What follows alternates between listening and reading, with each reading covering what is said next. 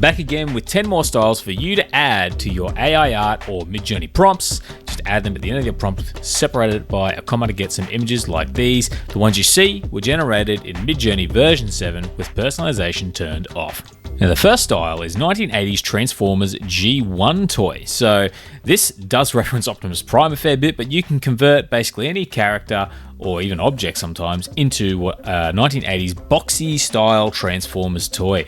And it will actually hold pretty true to a lot of things. Sometimes it can be very transformative, but this one I just thought, I actually used to really love buying Transformers toys, and it just popped in my head, so I tried it out and it didn't disappoint. You can see with Batman here, he's got a gun for a hand, and then we move on to the samurai in front of Mount Fuji, and he is just like a samurai robot. But what I really liked was the woman's face is kind of like encased in a kind of robotic helmet, and it just does a really good job of getting those boxy proportions. Even the Hulk here usually has an Autobot symbol plastered onto it, but the futuristic, I should say the modern family home, I thought was a really cool interpretation, and the car, it just looks like a car, but it still actually looks like a Transformer. But moving on to the next one, we've got Battle Damage T800. So this was a little bit of a flip. Instead of using the Terminator as a subject, I used it as a style, and we got some nice cool sort of endoskeleton sort of coming through. Most of the images show one eye being human and the other eye being the endoskeleton of the robot.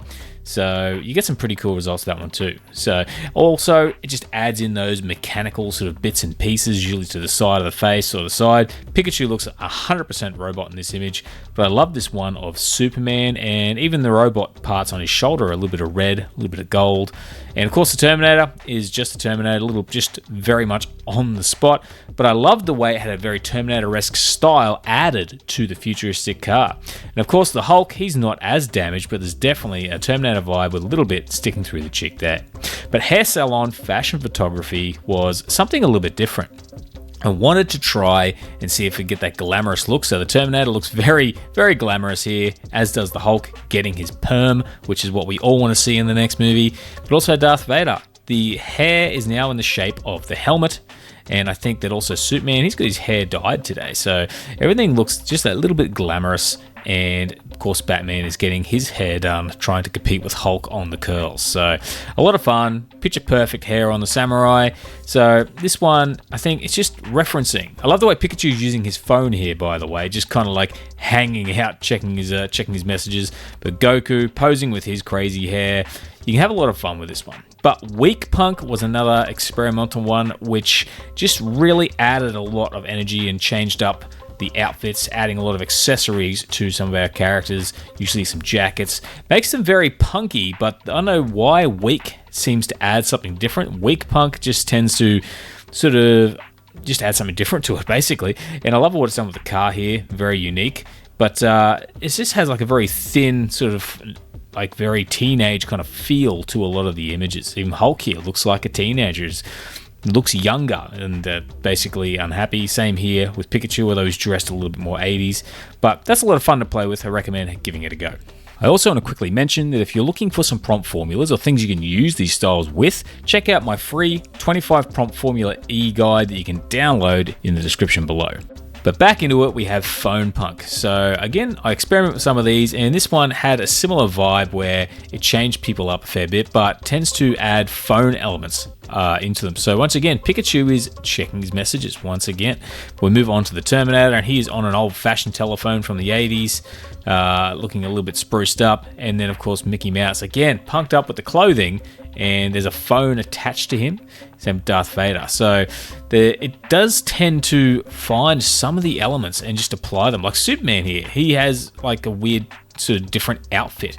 And even the Incredible Hulk, I've always got his headphones on here, kind of like listening to something on his phone. And of course, Batman. The way it has punk in the background there is a very cool effect.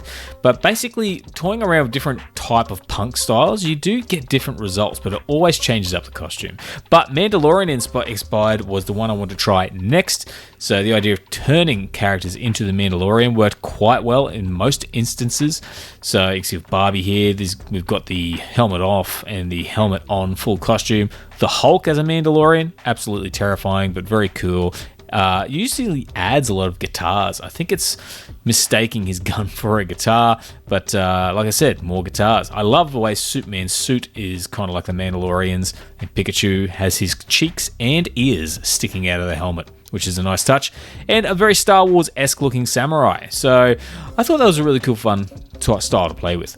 Lightbox style is a little bit sort of less exciting, but essentially puts people into a box and quite often will light them up. Sometimes it doesn't, but this can be just an interesting style if you're looking for something a little bit different. I love combining shaped elements sometimes with these images. It kind of frames them nicely. But yeah, most of the time we do get a lot of light. Sometimes we just get it into a box like Batman here. He's lit up. It's a little bit less of a light box, but then when you move on to the next image, which is Deadpool, it's a little less lit up. So that's another one that I'm not as excited about that one, but I thought I'd share it just in case. But Petroglyph, inspired by ancient sort of glyph, is actually a little bit, it's more or less the same, but there's some slight differences in the design. The Modern Family Home I thought was a nice touch, kind of like blended with that style of imagery. But we just get something a little bit more carved. It's a little bit more carved into the rock a lot of the time. This one here seems to be more painted on, and it's just there's a slight variation that I can't put my finger on when it comes to the difference between this and a prehistoric sort of glyph. But overall, I think the result is different. You get a different sort of style of image. It's either very much engraved or black paint, so it tends to be a little bit more nailed down. Of course, Pikachu being the exception here with the yellow, but have a play with that one and see what you think. Shadowskull effect is something I tried to experiment with to see if it would add in like a skull effect to the faces of our characters, which it did in most cases. You can see here, especially with the Statue of Liberty, I love that creepy look. And then Mario, stuck to that cartoon style, it's got the moustache on, so it must be like more of a skull mask. Superman, you can kind of see some of the skeleton coming in through the side there, and Batman, a little bit more of a skeleton style just creeping in.